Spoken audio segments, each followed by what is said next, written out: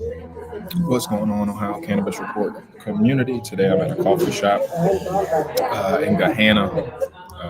It's like East Africa, something like that. But it's a new spot. But I wanted to talk about the Senate passing Ohio SB 56 out of the Senate into the governor's desk. Obviously, this is a big issue for the cannabis community as a whole. Obviously, if you're not somebody that owns a cultivator, processor, or dispensary, if you're just a cannabis patient, consumer, a small business, small cultivator trying to get in the industry, this pretty much harms everybody, that is not a multi-millionaire owner in the cannabis space. And so I'm going to play the Senate committee hearing just so people can get caught up on what's going on. And then share my screen. Then we'll go from there. The Senate will come to order. We invite our guests to please rise as we open with prayer. We will be led in prayer by State Senator Terry Johnson, followed by the Pledge of Allegiance. There's no separation of church and state. You see that? We're going to pray. Thank you so much, Mr. President. Please pray with me. Dear Heavenly Father, we come to you humbly today as we enter this holiday season. I pray, dear God, that we remember what your son Jesus said about the great commandment to love you with all our hearts, all our souls. And if we expect forgiveness from God, that we forgive each other. Let us remember we are all your children. Whether we choose to believe in you or not, whether we choose to love you or not, we know that you love us. Please let us change and do the things that are right, not just for ourselves, but for the people to the right and left of us. I pray that you give us discernment today and wisdom to carry out the will of the people of the great state of Ohio and to be good Americans. I pray all these things in the name of your Son, Jesus Christ. Amen. I pledge allegiance to the flag of the United States of America and to the republic for which it stands, one nation under God, indivisible, with liberty and justice. The clerk will read the journal of the previous day. Senate Chamber, Columbus, Ohio, Monday, December 8th, 9:30 a.m. 3 resolutions were offered and adopted on the motion of Senator Demora. Senate adjourned until Tuesday, December 9th at 1:30 p.m. The question is, shall the journal be agreed to? Without objection, the journal is agreed to. Reports of conference committees. Substitute Senate Bill number 56, Senator Huffman and others, to amend sections of the revised code to revise specified provisions of the liquor control, hemp, and adult use marijuana laws, to levy taxes on certain hemp products, and to make an appropriation. The question is, shall the report of the Committee of Conference be agreed to? The chair recognizes Senator Huffman. I rise today in support of the conference committee, and first I need I want to kind of go in reverse order and thank some people. And first is Kirk Sherring. Kirk was with me back in 2016 when I introduced medical marijuana. He was a great bit of advice throughout the years.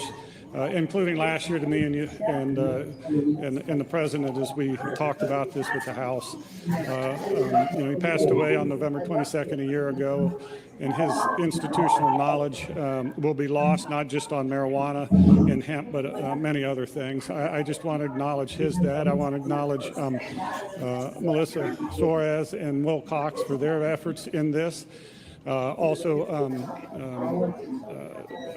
Chairman Stewart and Tex Fisher in the House did a great job. And I appreciate the President and the Speaker and all that they've done to help us get through this. So what does the bill do? And I'll speak on marijuana. And part of 56 was 86 on hemp was added to that, and Senator Wilkins will speak on that. But it institutes a public smoking ban Child-proof packaging, prohibits open marijuana containers and smoking in cars, prohibits production and advertising towards children, proper label. Now I want to pause that because right now, if you don't own a home, right, where are you going to consume your cannabis at? Right. So if you're not a homeowner, if you're renting an apartment, leasing an apartment where you're not supposed to smoke, right, technically, where the fuck are you supposed to smoke or consume cannabis, right? Like there's no lounges. We don't have lounges in Ohio. So making it illegal for people to smoke or consume cannabis in their car, or let's say you do it, let's say you live in an apartment, you go smoke in your car, right? And then you finish smoking, put your stuff in the glove compartment, whatever, and you go get something to eat. You get pulled over for not using a turn signal or tail lights out. Now you get pulled over. And one, it's smell, right? So they're going to probable cause a smell. And then they're going to, search. And now you become a criminal. You know what I mean? Because of your economic situation. Maybe you can't afford to live in a home or pay a mortgage. I mean, in Ohio, we have a housing crisis, so there's not many homes available for people to own. So, yeah. And then child-proof packaging. I mean, child-proof packaging is already a part of the cannabis laws. You know what I mean? So to act like this bill is going to enhance that, it's like, no. Labeling and signage. It limits the homegrown to 12 plants and outlaws anything over 13, and it clears up, in the entire bill, clears up a lot of vague language that we found in the ballot initiative, but continues to protect it regarding the...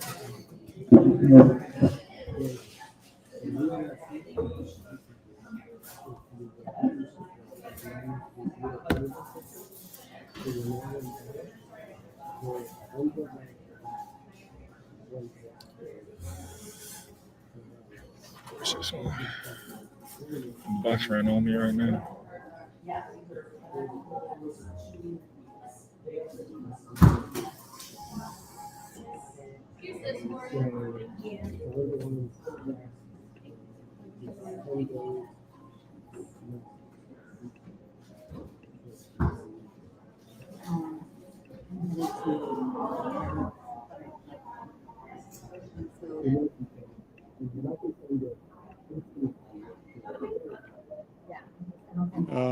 It limits the homegrown to 12 plants and outlaws anything over 13, and it clears up, in the entire bill, clears up a lot of vague language that we found in the ballot initiative, but continues to protect it regarding the drug-free workplace.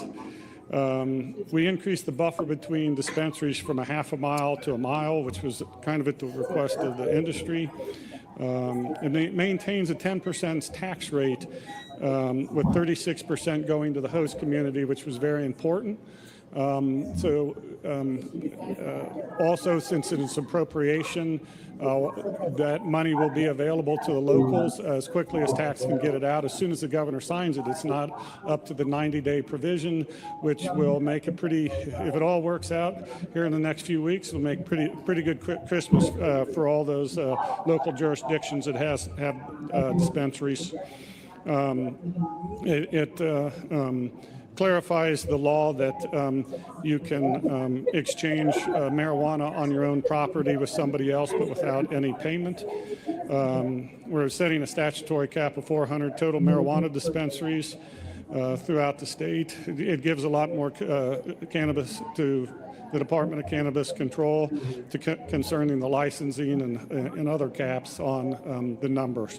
But in short, this bill leaves the crux of issue 2 in marijuana access intact while providing for several important public safety concerns and also regulations that protect Ohio children. So I encourage a concurrence vote on Senate Bill 56, and President, if we can, we'll listen to hear about hemp from Senator Wilkins.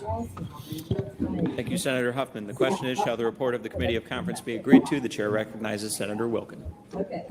Thank you, Mr. President. As you all know, hemp was part of this, and with recent federal actions, they closed the loophole on intoxicating hemp, reclassifying any product with more than 0.4 milligrams of total THC as marijuana. However, these changes will not take place until next November. What we have done in the conference committee is we have shortened what I would call the combustibles, the flour, the things that you would find in your local hemp shop on the corner, that was untested, unregulated. We didn't know where it came from. We didn't know what was in it. We don't know how they got it to be as intoxicating as they did. It was dangerous, and on top of that, it was marketed in lots of ways toward children. We have said that once this bill is signed, 90 days upon the effective date, this bill will take effect, and that hemp will be illegal here in Ohio to sell. Now, there's also a part of this, the hemp beverage drinks, or the DCPs, the drinkable cannabinoid drinks. Those are a little bit different, and we have agreed through conference committee with the work of Senator Huffman and the conferees from the House to allow those to be sold throughout the remainder of this year. They will be regulated to a 5 milligrams of THC in 12-ounce cans only, sold at liquor license establishments, age-gated to individuals 21 and over. They cannot be advertised to minors. And the key is they must be tested with a documented certificate of analysis approved by the Division of Cannabis Control. That way we know what's in them, we know where they came from, and we know they're safe. With that, I will urge concurrence on the conference report. Thank you, Mr. President. Thank you, Senator Wilkin. The question is, shall the report of the Committee of Conference be agreed to? The chair recognizes Senator DeMore. Thank you, Mr. President. Before I start my speech, I want to thank the other two conferees, Senators Huffman and Wilkin, for all the work. I mean, we were here after everybody else went home that night. We had a conference committee. I also want to say that the stuff on the hemp products, we all agreed on. We all voted for that bill when it passed as a regular bill, the hemp bill. Getting that stuff off the streets was the number one priority. I actually put a bill in separate of all the other things else to try to get that moving, because we all know how bad that stuff was, and we need to get off the streets, and I commend that part of the bill. The trouble is the rest of the bill, as we say in Italian, is ugats. And I urge a no vote. I want to take a step back to November 7th of 2023, where 2,226,399 Ohioans voted yes on a measure titled the Regulate Marijuana Like Alcohol Initiative. That's 57.4% of all Ohioans coming to say loud and clear that they know that marijuana is no more dangerous than alcohol, that the thousands of Ohioans that were arrested for smoking a joint should never have been arrested, that they want to grow weed at their residence, that they wanted 3 levels of cultivator and dispensary license, and they wanted money going to local communities. And in those 2 years, this body's done everything in its power to give Ohio voters the finger. This bill was introduced in January, it passed in February, then it stalled in the House for over 8 months. And when the governor got fed up with the House's inaction on hemp and banned all intoxicating hemp, the bill became an omnibus and actually looked like we had come to agreement. We were going to regulate hemp, get the bad stuff off, and we're making progress on marijuana. But then, of course, the dysfunctional Congress in D.C. decided to ban all hemp, and everything fell apart. Now the bill in front of everyone will completely illegalize hemp, which is good. But as Senator Wilkins said, the beverages are going to go out of business when the federal bill takes effect in November, which is the fastest growing part of the market, which is something I think we should have regulated the entire time. And if the federal government changes its mind, it does. But I mean, I still worry that the fastest growing industry in the beverage market, being hemp beverages, are going to get hurt. And that right now is thousands of jobs in Ohioans who are doing this right now legally, but then it becomes illegally. The other part of this bill that's bad is it recriminalizes dozens of different provisions dealing with marijuana. If you move marijuana outside of the original package, and I don't know anybody at home grows marijuana that has their own packaging, it's now illegal.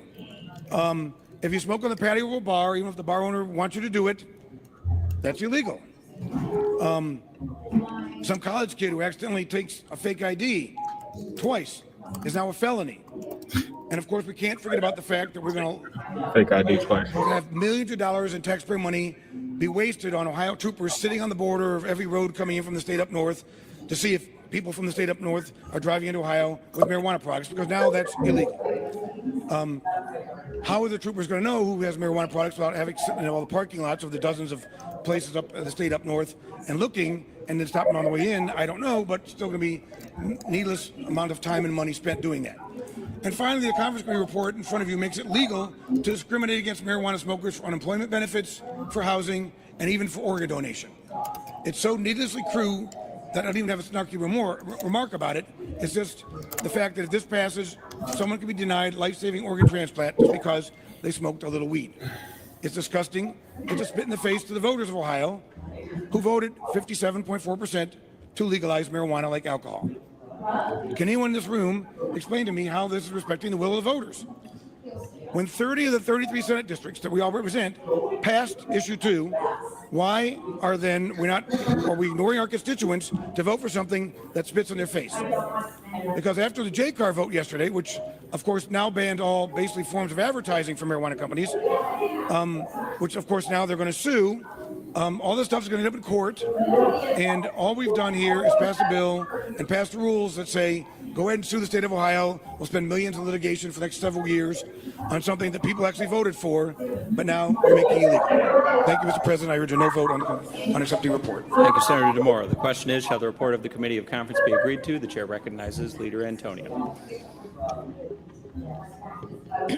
Thank you, Mr. President. I rise in opposition and support a no vote on the conference committee report. As my colleague has pointed out, many of the reasons why we don't support the report of conference. Now, there's actually some good things in the bill, as always. Nothing is completely perfect on any side of anything, absolutely, that we do, that's for sure. In this case, there are protections for children, which is something that my caucus supported. We wanted to see in the bills that we've supported in the past as we sent them over to the House. We wanted to see those limits, those age requirements, the ending of advertising to children, of sending them non-standardized, compounded materials. We don't even know what's in them. So those elements of this conference report, those elements that are in the bill now, we absolutely agree with and think are going to make it safer for children going forward. But unfortunately, some of the key elements, the things that we wanted to continue to see as we debate, as we listen to Ohioans. And what was very important to my caucus is the fact that we've been consistent since issue 2 passed in terms of wanting to respect the will of the voters, addressing unsafe marketing practices, fund and include expungement.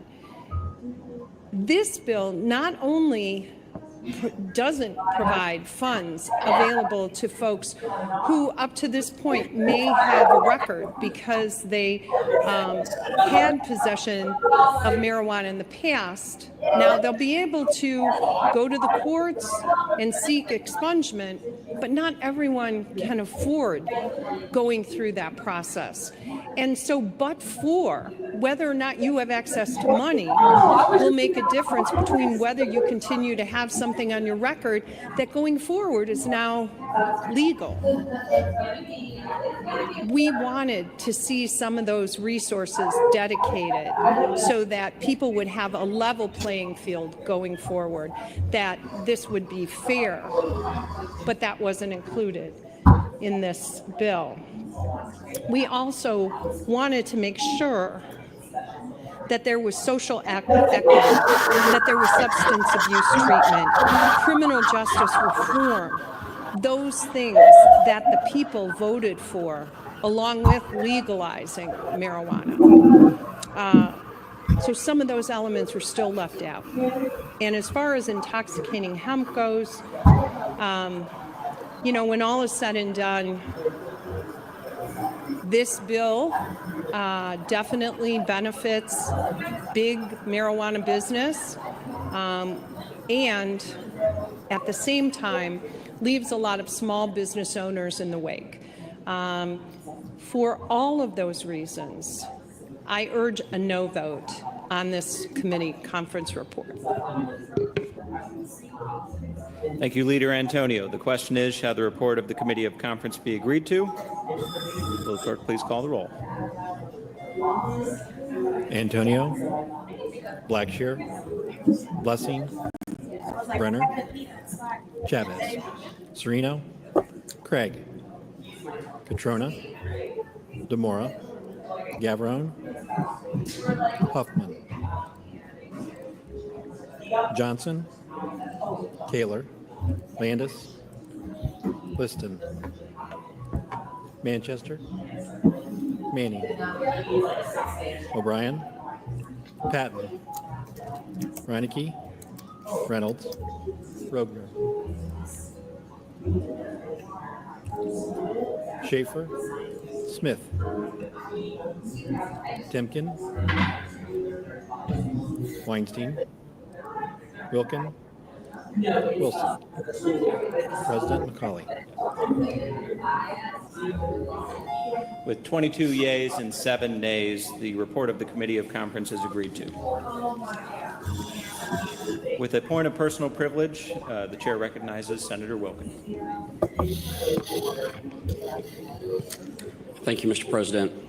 I unfortunately stand today with a very heavy heart. Highland County Auditor for 32 years, Bill Foley, lost his battle with cancer and passed away on the day of the game. So Bill was a great friend. He started his career as a teacher at Lynchburg Clay High School, which is where I attended. And then from there, he went on to serve 3 different congressmen, both in D.C. and here in Ohio. Bill had knowledge, such a wide range, such a great institutional knowledge for all of us, that when I became commissioner, he became my best friend in the administration building. He was a guy I go to that could tell you how to get things done, what you could do, what you couldn't do. And unfortunately for me, on more than one occasion, I would hear him tell me, "You can't do that." And I would say, "All right, well, here's what I'm trying to do, Bill. Help me get to that point." And he would always walk me through it. But even more so than a friend in the administration building, Bill became a very good friend overall. And I want to extend my deepest condolences to his family, to his wife, Diane, to his son, Will, and his wife, Kara. And then Bill absolutely cherished his 2 grandsons, as I know many people do. But Trip and Dax, they're missing out on a great granddad, but they got to know him for a good bit. So at this point, with your permission, Mr. President, I would request a moment of silence for Highland County Auditor for 32 years, Bill Foley. Thank you, Senator Wilkin. Would the members of the Senate and our guests please rise for a moment of silence in memory of Highland County Auditor Bill Foley.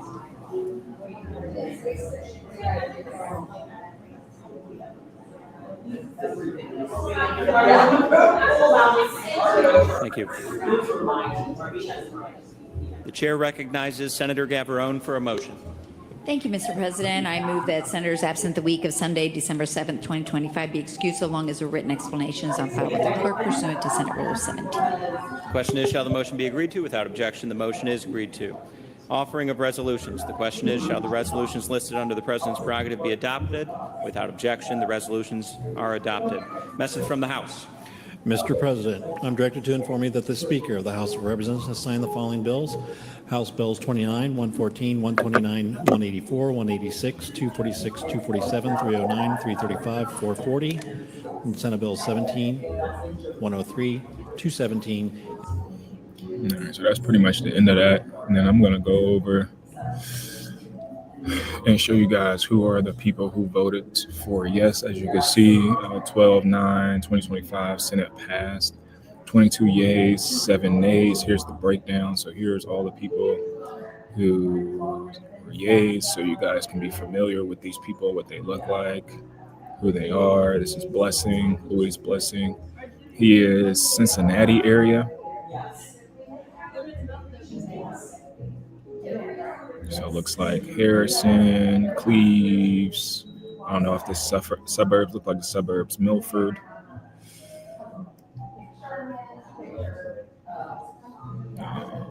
So that's Blessing. Oh, my bad. I probably don't think it went over. So here it is. Make sure I can show y'all. So here's Blessing again. Here's who Blessing is. This is him. And it looks like he is a senator for suburbs of Cincinnati. So as you can see, this is his district. Also, here's his contact information. If you guys want to contact, make sure you guys contact your state reps, man. These are people that are working for you or against you, whatever. It's Brian Chavez.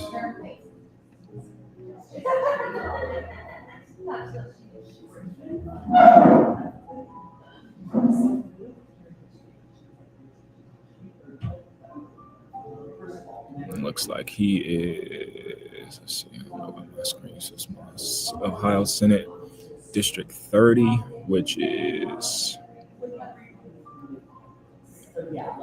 St. Clairsville, parts of Wheeling, Steubenville, McConnellsville, Beverly, the Plains, Athens, Albany, Pomeroy. And we also have to remember Ohio is a very gerrymandered state. I'm sorry. Here's Brian Chavez. This is Brian Chavez. District 30. Let me show you all this again. I'm sorry, I keep forgetting to switch it over. But this is his district right there.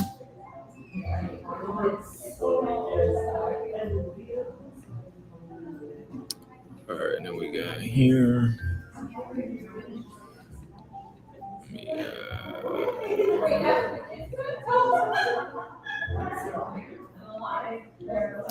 We got Al Couturo. He is East Palestine, Carrollton, East Liverpool, Salem, Boardman, Youngstown, Alliance.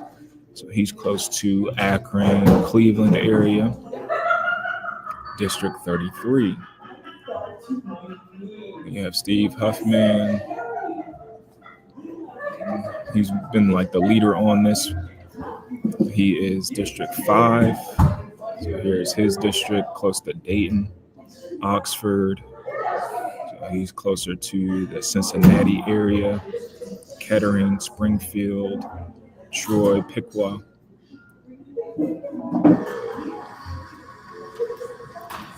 You got Kyle.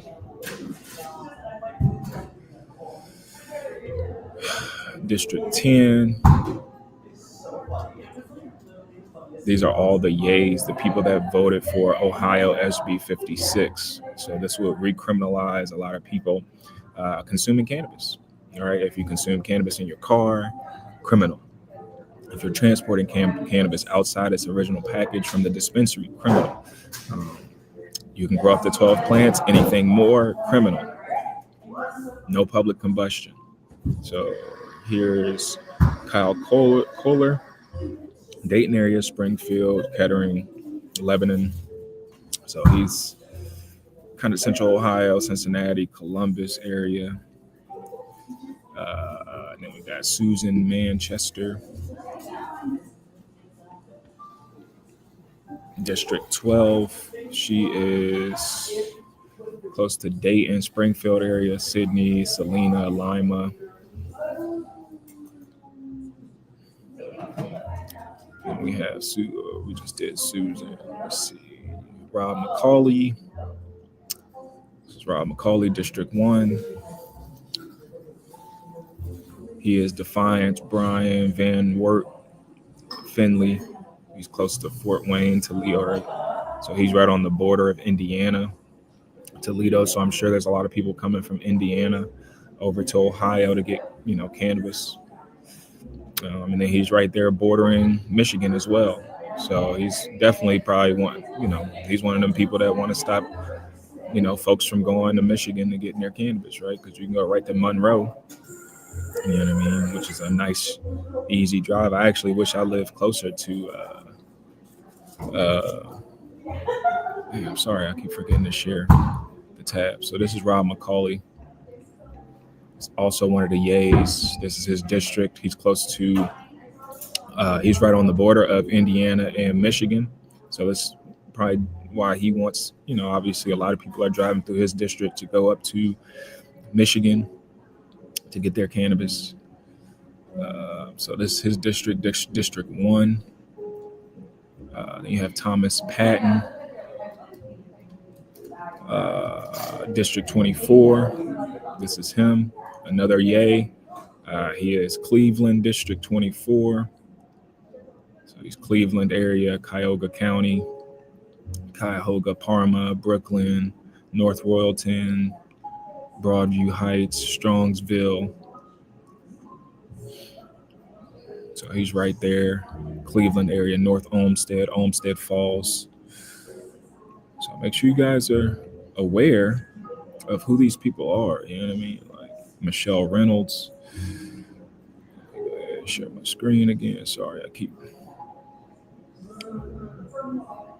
Okay, that's because we're not doing the audio right now. What's good? These right-wing losers are ruining our state. No, man, it's sad. And what's unfortunate, a lot of these, the politicians, they don't have a lot of people running against them, right? So they're in these districts. The districts are heavily gerrymandered. So when you look at the Ohio map, we have a gerrymandered map. So it's not really good representation of the people.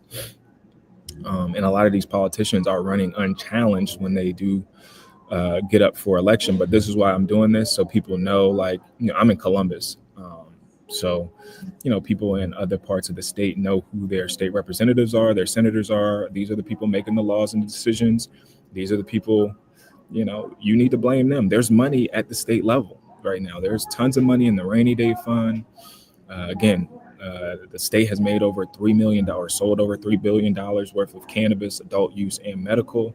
There's over $80 million in the fund that's supposed to go to communities for social equity, which they want to get rid of in SB 56. So if the governor signs it, there will be no social equity coming out of that, which is over $80 million. They still want to give to the community fund, but I don't know how those funds will be allocated. So here's Michelle Reynolds.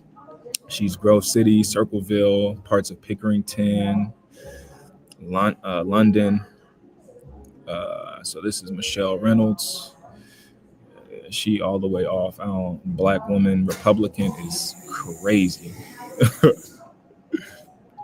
I mean, and she got to look like she got a wig on that junk. Look at her shit. It's like, nah. Let's see who else. We got Tim Schaefer. So here's Tim, District 20. Get a good look at these people. These are your representatives. These are the people determining what's going on in the state, where money is allocated, resources. The billionaires get more money, more tax abatements. So he is over District 20, which is Newark, Heath, Buckeye Lake, Baltimore, parts of Pickerington. And that's what's crazy. Like, look at all of these different areas are completely different types of community, right? Lancaster, New Lex, Crooksville, Roseville, Buckeye Lake, Heath, Newark, Baltimore versus Pickerington and New Albany, right?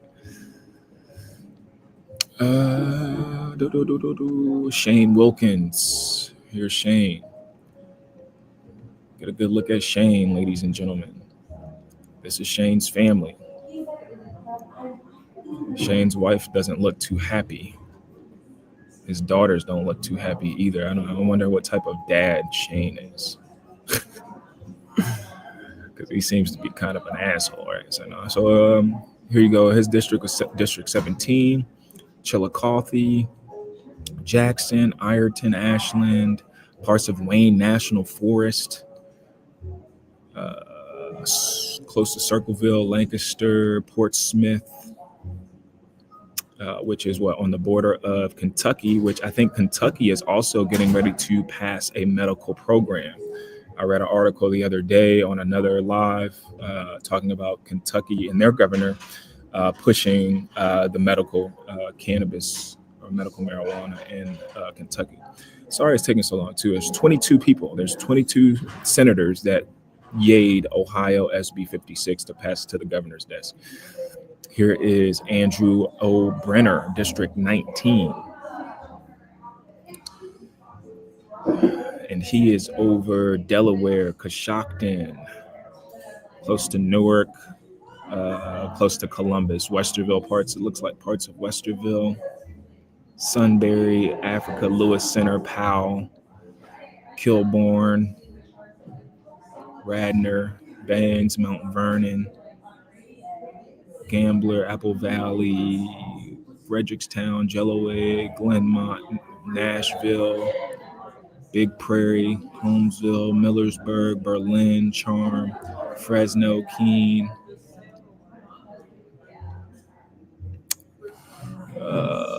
Let's see, Jerry Sereno. So here's Jerry. Get a good look at Jerry, guys. District 18. Look at those smiles. Look at that smile. All right, so my man is over the lake, part of Lake Erie. So District 18, Cleveland. Excuse me, guys. I'm sorry. Burping around here. So he's Cleveland, Euclid. Look at this district, though. Look how the district is drawn. This is when we talk about gerrymandering. Look at how the district is drawn. So you got Cleveland. He's Chargan Falls, Solon, Independence. What is this? A suburb? I know Solon. Garfield Heights, Beechwood, Willoughby, Mentor, Painesville, Perry, Madison, North Madison, and then Lake Erie. Teresa Gavarone. Here's Teresa. Get a good look at Teresa, ladies and gentlemen. Another one of your state senators who voted against the will of the people to send SB 56 to the governor's desk. Let's see her district, District 2. She's over Bowling Green. She's close to Toledo, again, close to the border. Sylvania, Berkey, White House, Waterville, Bowling Green, North Baltimore, Wayne, Gracetown. She's also over the Sandusky Bay, Sandusky. Like, look at this district, y'all. These districts are crazy. Half her district is over water. All right, then we got Terry Johnson. Let's take a good look at Terry Johnson, ladies and gentlemen. Look at these. These are your state representatives. Look how old these people are, too. Like, what's the average age? They're always talking about children. Like, what's the average age of these? Like, you guys are great-great-grandparents. All right, he's Cincinnati, Portsmouth, West Union, Peebles, Georgetown, Mount Orab, Batavia, Amelia, Milford, Ripley, West Union. So he's District 14. Let's see. Terry Al Landis. Here's Al. A lot of white-haired old white dudes controlling the state and what they want for the state. Right? He's over District 31. So he is Coshocton, Zanesville. Let's see what part of Zanesville. White Cottage, East Fulton, Duncan Falls, Chandlersville, Cumberland, Pleasant City, Byesville, Cambridge, Claysville, Norwich, Adamsville, Guernsey County, Westchester, Yorksville, Stone Creek, New Philadelphia. Look at this man's district, y'all. Mineral City, Dalton, Apple Creek, Fredericksburg, Worcester, Westwood, Oroville. So he's closer to Akron. Look at his district, y'all. His district goes from Zanesville all the way up almost to Akron. Insane. Gerrymandering. This is why people at the state need to get involved in the state level, man. Like, Ohioans, you have to get involved. I don't care how much money you think you're making. You got a good job. You a contractor. This will affect you. Here is Nathan Manning, District 13. Take a good look at Nathan. He is over District 13, also over in Cleveland area, Lorraine, also over the lake, Wellington, Rochester, Huntington, New London, Greenwich, North Fairfield, Willard, Plymouth,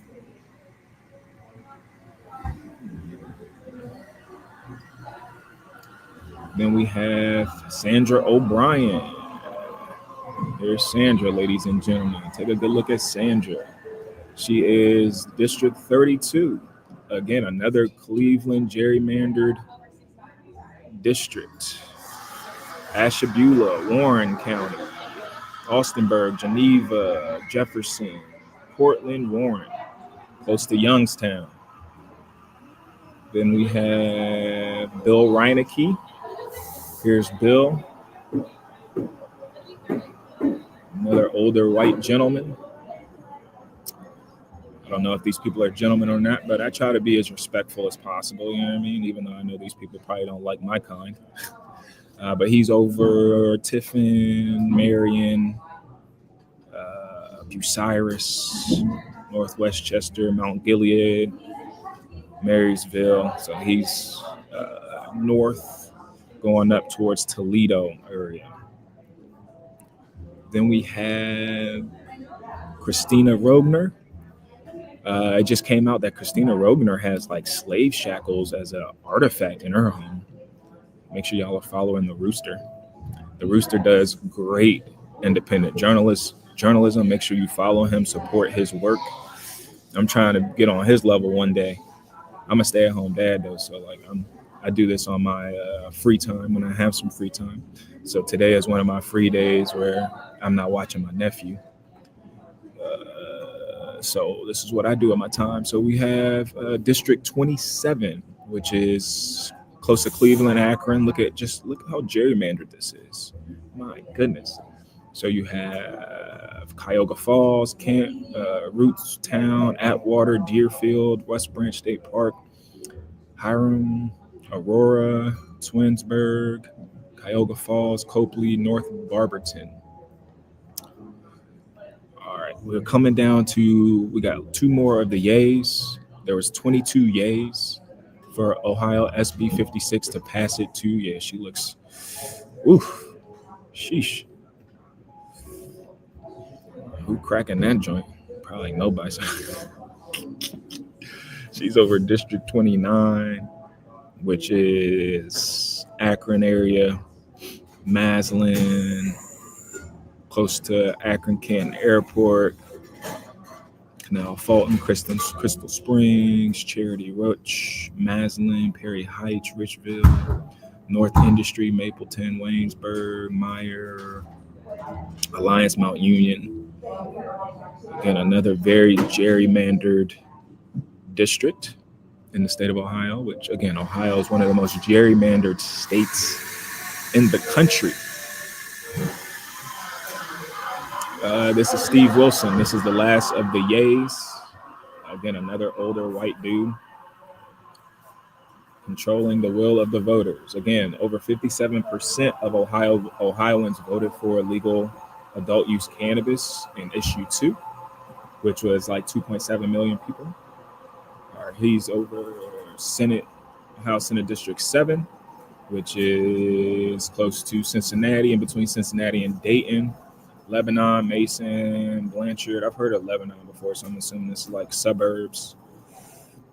But look how, gerrymandered his district is. All right, so we have them. And then here are the nays against Ohio SB 56. So here's Nikki J. Antonio. And she is, look at her district. My goodness. She's Cleveland area. Looks like most of her district is on Lake Erie. So that's pretty interesting. I don't know how that works out. Here we got Herschel Craig. Herschel Craig is District 15. He was one of the nays against Ohio SB 56. He is Columbus area. Let's see. Of course, my computer's starting to act funky. So Blacklick Estates, part of Reynoldsburg, Gahanna, Bexley, Whitehall, Marion, Franklin, near East Side, parts of the Short North, Old North, North Linden, Easton. He's close to me. All right. Then we got Beth Liston, who is another nay against Ohio SB 56. She's over District 16, which is a Columbus, more suburban district. So you have Hilliard, Dublin, Worthington, Westerville, New Albany, Gahanna. Then we have Casey Weinstein. We've interviewed Casey before on our Instagram Live last year when he was more active on this side of things. Here he is, Casey Weinstein right here. He's over District 28, which is, another gerrymandered district, Akron. So he's over this whole Akron area. Then we have Willis Blackshear. Willis Blackshear. He's over Dayton area. Dayton, West Carrollton, Kettering, Moraine, Oakwood, Riverside, Trotwood, Old North Dayton. And then we got two more people who were nays against Ohio SB 56. His Bill DeMore, we heard him speak at the beginning of the live, basically letting everybody know what the bill doesn't do and all the things that it goes against and the criminalization. I believe he's my state representative or state senator. So he's over Blendon Woods, Huber Ridge, Minerva Park, Clintonville, Upper Arlington, Grandview Heights, Hilliard, Lincoln Village, Westland, and the Hilltops. And then we have Kent Smith. This is our last of our nays for Ohio SB 56. Here's Kent Smith. Kent Smith does a lot of great content on social media, on Instagram. He's a great follow on letting people know what's going on at the state level. He's over District 21, and he's another Cleveland person, Euclid, Cleveland Heights, East Cleveland, Lindenhurst, University Heights, Shaker Heights, Beechwood, Warrensville Heights, Bedford, Garfield Heights. All right, so that's all your state representatives who were a part of this commission. And they are the ones, again, that passed this through the Senate to send it to the governor. Now, what happens, right? So now the bill goes to the governor, and the governor can either sign it or he can veto it. Now, the governor's been pushing for this bill or something to be done about cannabis. Governor Mike DeWine does not like cannabis at all. They are all about protecting the children. The whole time they are failing to invest in public education, right? They are failing to invest in families. They are failing to invest in small businesses, right? So how much do you really care about children, right? But he's most likely going to sign it. So what can you do? You can call the governor's office. You can email the governor. You can email the governor's aides. Let the governor know, your thoughts, your feelings, your concerns. Because again, this bill, if signed into law, it will basically go into law automatically, right? So it's like there's no window. It basically, he signs it, this is now law. And so again, if you're smoking in your car, criminal. If you're transporting cannabis outside the original packaging, criminal. But guess what? If you home grow, there is no original packaging, right? If I grow my own weed and I put it in a jar, that's mine. You know what I mean? I'm not purchasing it from a cannabis dispensary, right? So how is a police officer going to know if it's homegrown or if it's, from a dispensary, right? So there's just a lot of issues that, it recriminalizes people. Again, if you're not a homeowner, where are you going to consume, right? I'm a homeowner. I have a garage. I can consume in my garage. I can consume in my house if I want to, my basement. I can consume outside on my deck in my backyard. But again, a lot of people in Ohio aren't homeowners. They're renting, they're leasing, which again doesn't allow them to grow, maybe, and doesn't allow them to consume indoors. And that's combustion, right? I mean, you can vape, obviously eat edibles, tinctures, and stuff like that. But when it comes to combustion, which is the most common form of people consuming cannabis, You know what I mean? You don't really have many places to go. There's no consumption lounges for cannabis. They're putting in laws and rules against allowing bars to allow cannabis combustion, even though some bars will let you go out on the patio and smoke, right? How they going to determine if you're smoking a cigarette or a joint if you're outside, right? What's the difference, right? A lot of places have, cigarette smoking posts and stuff like that. I know a lot of people don't like the smell of cannabis, which again, people don't like the smell of fucking gas, right? I don't like the smell of methane. You know what I mean? Like, but to criminal, I don't like people that smell like alcohol, right? Like, some people's perfume or cologne is too strong. Some people just have bad BO. You know what I mean? So to demonize people for using cannabis or smelling like weed or, again, it's gonna get ugly. So again, make sure you guys follow us on all of our social media platforms. We're on Instagram, we're on Threads, TikTok, Facebook, obviously here on YouTube. Make sure you guys like, comment, subscribe. If you have any thoughts, any questions that you want to share with us, make sure you send them to our email at ohiocannabisreport@gmail.com. I'm going to put the banner up real quick so y'all can see that. Again, our whole goal is to end the stigma, you know what I mean? To normalize cannabis, to educate our community, to educate our politicians. And that's something that if you're a cannabis consumer, if you're somebody that is in the space, you're a home grower, you are a cultivator, you have, let's say, an illness or something, you need to be talking to your state representatives.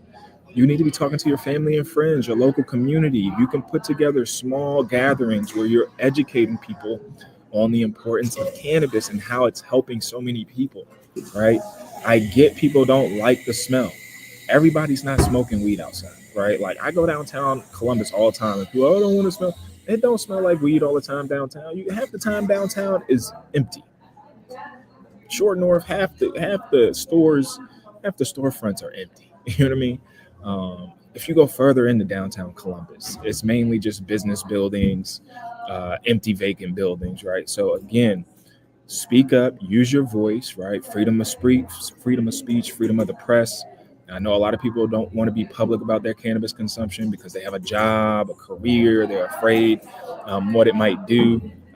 The reason I speak so boldly and publicly is because, again, I'm a former Division I All-American football player, a former professional athlete who, before legalization happened, athletes are muzzled, right? Athletes, entertainers, they don't speak on certain topics and issues because they understand that, one, they don't have a lot of time and energy to be able to understand what's going on at the local level all the time, right? If you're a professional athlete, you're traveling six to 8 months out of the year. You know what I mean? And then a lot of times, like if you're not from the city that you're playing in, you might play in that city, but as soon as the season is over, you got another home in another city, another state that you go back to. And so a lot of times our athletes, our entertainers, even though they have big platforms, they have a lot of followers, they oftentimes don't have the bandwidth to actually understand what's going on in the local political climate of their state, city, and county. And so I think it's important, one, that's where I see myself, I understand my role, being put on a pedestal as an athlete, being a leader. And I understand that cannabis is something for me that has helped me get to this point in my life, right? Dealing with anxiety, dealing with stress, dealing with the pressures of being a high performance athlete, being in the public eye and spotlight, being highly educated.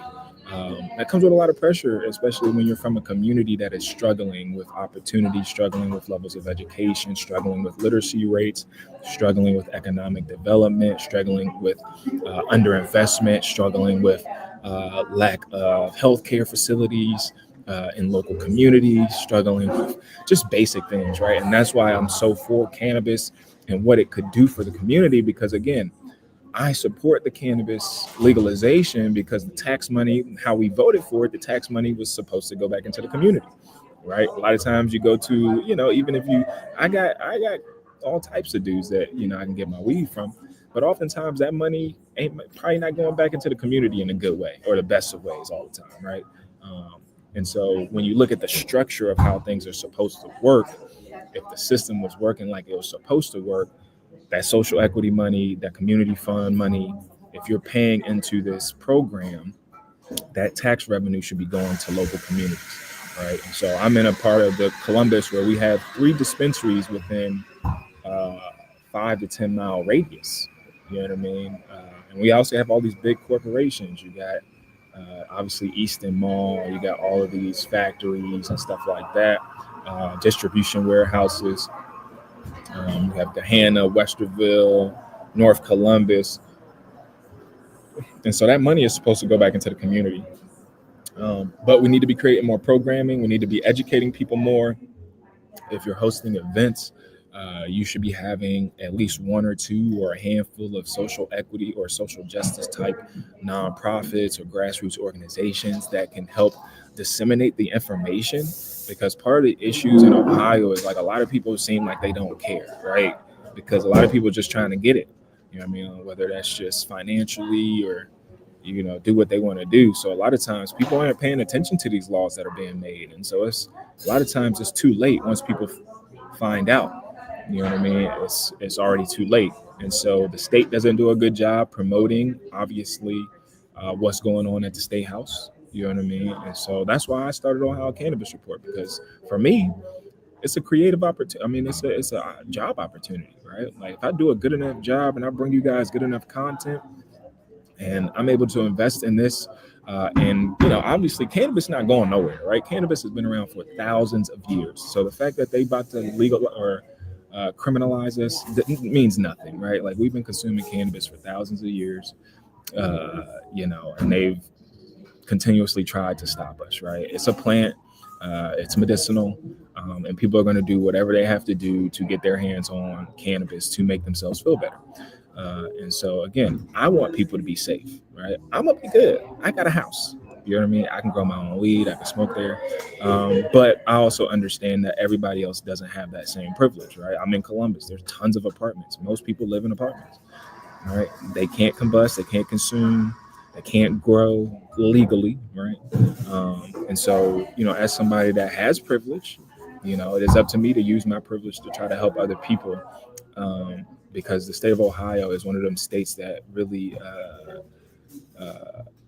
penalizes you for being poor, right? It penalizes you for being uneducated. It penalizes you for not understanding what's going on in society. And so we need more people to speak out. We need more people to raise awareness about what's actually going on at the state level. Because, again, you still have people locked up for cannabis offenses. You still have people tied up in the legal system because of a cannabis offense 10, 15, 20 years ago, right? You have people that have lost job opportunities. You have people whose families have been harmed or disrupted because they were criminalized by cannabis consumption or, assumed to be selling because they had multiple baggies of cannabis in their car, right? And so it's up to us. It's up to the people, right? The state representatives and the state senators work for the people. Your your tax dollars, if you work a job and you're paying taxes, you are paying for your own demise at this point if you're voting for these people. Because the fact that you're going to work every day, and a lot of people are going to work still struggling, you got to wait 2 weeks to get your paycheck. And then that paycheck still isn't enough to make your life comfortable, but the owner of your business is getting more and more money. The companies are more and more profitable. Your CEO can go to the bank and get a loan or get a grant from the state or get extra capital or get investment poured into the company while you're making him more and more money. You're making the state representatives and the state senators more and more money because what they're doing, the reason they're passing these laws is because they're going to backroom meetings. They're having parties, they're having events, they're having golf outings. And you have the politicians, the lobbyists, and then the business owners and leaders, right? You have OCAN. OCAN is, I'll actually I got to keep updating y'all on OCAN because I don't think y'all understand what OCAN is really doing. So essentially, OCAN is a lobbyist arm for the legal dispensary owners, right? So let me share my screen real quick. This is going to be my last thing, and I'm going to get out of here. I'll probably get on a little bit later and share some more. So here's OCAN. So they say they're working to enhance and improve the Ohio cannabis industry, which is a lie. They're working to improve it for the big business leaders. So let's see their members. So here are the members of OCAN. You have Buckeye Relief, Amplify. These are the same two companies, all right? This is the cultivation processing side. This is the dispensary side. They're vertically integrated, right? They were one of the first ones. Their CEO is one of the first ones who's been more vocal than a lot of these CEOs in the cannabis industry since we got legalization. And you have Clutch Cannabis, Firelands, Verdant, which I think Verdant was a dispensary and it's no longer Verdant anymore. Verilife Dispensary, you have Standard Wellness, the Landing Dispensaries, the Forest, King City Gardens, which I think they're cultivation all the way. I think they're vertically integrated as well. You have Sunnyside, multi-state operator, Benelli's, which is a processor, Black owned. And so like all these companies aren't multi-state operators, by the way. You know what I mean? Like, so you have Southern Ohio Botanicals, Smithers. I think they're like a testing company, Uplift, Riviera Creek, Mega Equipment and Supplies. You have PharmaCann, Insa, Curaleaf, Ohio Grain Systems, North Coast Testing Laboratories, testing Rise, Nectar, Mavunu. They're Black owned, female owned. They're the ones that used to own Harvest of Ohio, and then they got sued by True Relief, and they ended up settling out, and so they lost their vertical integration of having dispensary or having cultivation processing dispensary. Now I think they just have dispensaries. Then you have Italian Herb, Dispot, Creative Packaging Logistics, NAR Reserve, which is a dispensary. I think they're multi-state. You have Green Thumb, GIP, Green Investment Partners, Franz Ward. This is one of the original law firms who was really pushing issue 2. I forget the name, or Heron, I think was the main guy pushing that. So we need to bring him to the front too. What you doing, boy? Cresco, which multi-state operator, Act Labs, Appalachian Farm Processing, Bloom Medicinal, Ducci, Shangri-La, Story Cannabis, HBK, CPAs and consultants, Certified Dispensary. I think their cultivation through processing and dispensary, Green Analytics, Advancing Cannabis Intelligence, AWH, Ascend Wellness Holdings. You have Backroad Wellness, Ice Miller Law Firm, Surfside, McMahon Insurance, CP Labs, Cannabis Testing. This is Green Investment, something. Dope Automation. They automate like engineering companies, so they do like pre-roll machines and stuff like that. You have Grow Ohio, Right Pat, which is credit union. And then you have Locals Cannabis, and then Kegler, Brown, Hill, and Ritter. So that's them in a nutshell. So those are all the companies. And again, all of those aren't multi-state operators. And then we'll go to OCAN leadership. Here's your leadership. David Bowling, he used to be a part of the DCC. He's the executive director of OCAN. Here's his email. If you have a problem with what OCAN's doing and what they stand for, they're the lobbying arm right now for the cannabis industry. So they're the ones buttering up the state representatives, state senators. They're the ones going in every day. Their job is every day. This is mainly her job. Adrienne Robbins, she used to actually work with my wife at the news station for just, so I'll be clear with y'all. Like, my wife is a news anchor here in Ohio, or here in Columbus, NBC4. I am not a journalist. I'm not a trained journalist. My wife is. My wife is actually a Emmy-winning, multiple nominated Emmy. She's been nominated multiple times for Emmys, and she won her first Emmy this past year, or 2025. So I don't consider myself a journalist, right? I'm just a normal person. I've been a stay-at-home dad for a little bit, so I had some free time. Cannabis became legal. I was consuming. I was like, well, I can't afford to get in the cannabis industry. Like, who has $20,000, $80,000 to put up for a license, right? Like, I'm not about to reach out to my millionaire friends and still have the potential to lose that money, right? Because it's all cash. So I decided to go the ancillary route, which is media, right? Which is the easiest access to the cannabis industry right now is media, social media, the internet, right? So I founded Ohio Cannabis Report, got the email, got the domain. And so that's how I got into the cannabis industry in terms of working, right? And so we need more ancillary businesses, right? A lot of people are solely focused on cultivation, focused on dispensing, But what about the ancillary markets, right? What about the non-plant touching side of cannabis, right? And so that's what I kind of went towards. I'm a cannabis published author and encouraging cannabis. And I have multiple cannabis platforms. I have Athletes in Cannabis. I have Ohio Cannabis Report. I have Ohio Black in Cannabis. And so what can I do with this platform? One, it gives me the freedom to do whatever the fuck I want to do. I can talk about whatever I want. I don't have anybody over my shoulder telling me what to do or what I can't talk about, how to talk about it. But it also allows me to have leverage outside of just my personal story. I can help share and platform other people's stories. So if you have a story that you want to share, please contact me through Ohio Cannabis Report at gmail.com or direct message us on our other social media platforms, because we want to get more stories out there. If you've been criminalized by the criminal justice system for cannabis, right, for nonviolent cannabis offenses, right, we want to hear your story. If you are a caretaker and you're taking care of somebody who's sick or ill and they use cannabis to make their lives better, we want to hear your story, because not only do you have the weight and the burden of being a caretaker, you also see the difference in how somebody's life can change by using cannabis, right? Where other people from outside maybe never used it, but you may not even use it. But the person that you're caring for may have a terminal illness, may have cancer, may be a veteran and need extra help. And so now we can hear your side of the story. And I know there's a lot of stories out there. There's a lot of seniors starting to take cannabis and consume cannabis.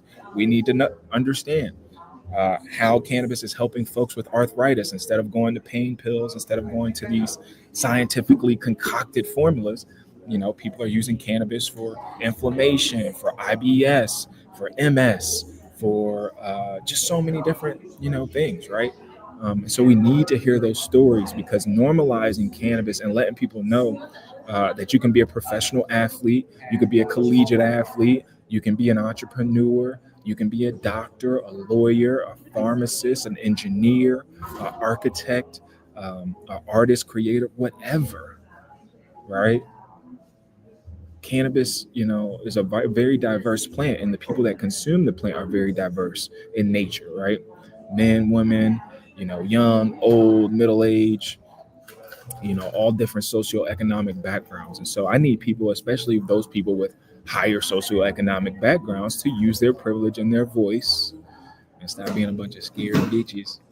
A lot of people just scared, right? Oh, I don't want people to follow me on social media. I don't want my boss to find out. I don't want to get judged. It's a bunch of bullshit.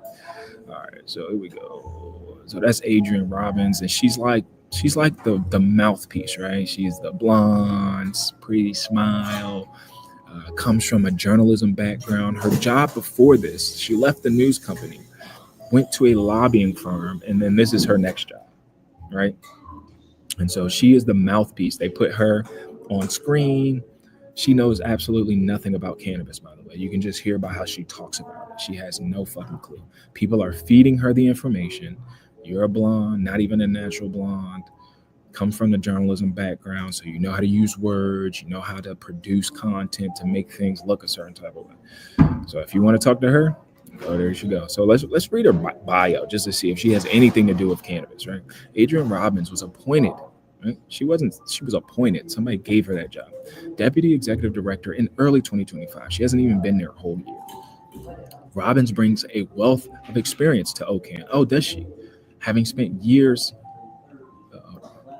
leading successful communication campaigns and navigating public policy in Ohio as a consultant, which is also, I think, a lie, because I don't know how long she was at the lobbying firm, but successful communication campaigns. And that's what she's doing right now. She is creating communications campaigns to basically go against hemp, the hemp industry, home grow, small cultivators.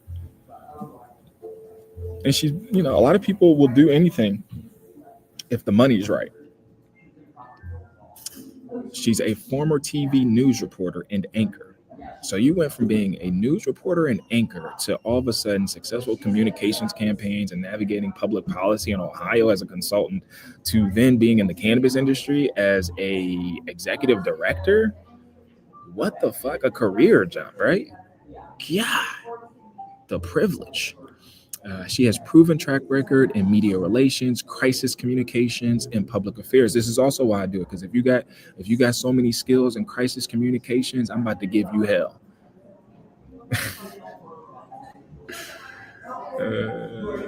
In public affairs, Robbins is focused on strengthening relationships. Right, and this is what I told y'all. This is her goal. She is strengthening relationships with lawmakers, regulators, stakeholders, while ensuring the organization's voice is heard in critical policy discussions. Not citizens, not patients, not cannabis consumers, not small business owners. She is all for self and this organization.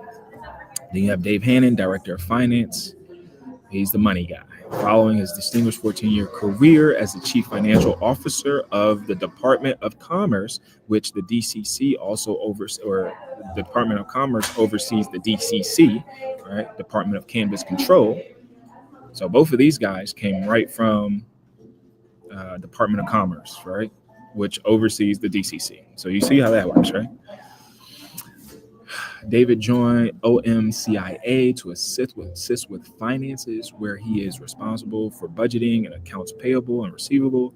His professional experience includes having served as chief of staff for the County of Summit Legislative Branch and director of finance for the city of Monroe Falls. Hannon graduated from Kent State University with both a bachelor's in arts and political science and a master's in public administration with a concentration in public finance.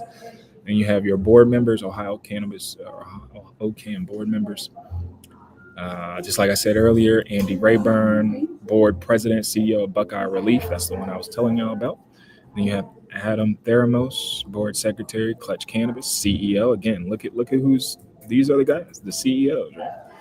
Then you have Daniel Kessler, board treasurer, Riviera Creek. You have Ray Boyer, board member, partner, Rooted Management Services. Jared Maloof, board member, CEO, Standard Wellness. And you have Bill Williams, board member, CEO, Benaleaves. If you have problems with OCAN, here's their email. Let's see. Here's their LinkedIn page.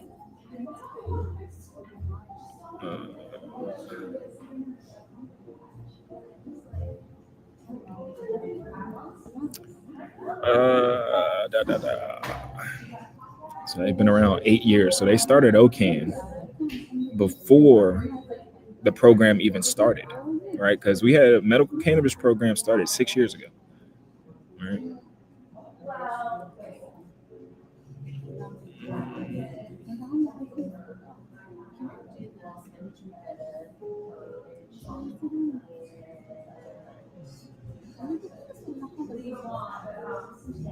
I don't even know if they have any.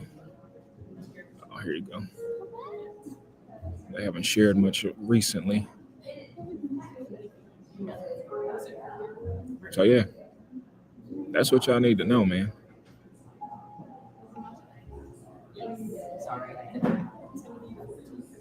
All right, well, I appreciate y'all tuning in today.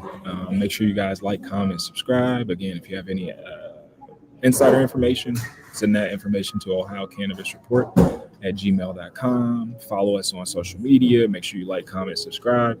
Let me know your thoughts on Ohio SB 56. Let me know your thoughts on cannabis. Let me know your thoughts on just what's going on in society right now. It's a lot, but people got to understand your power, right? Fuck them jobs, man.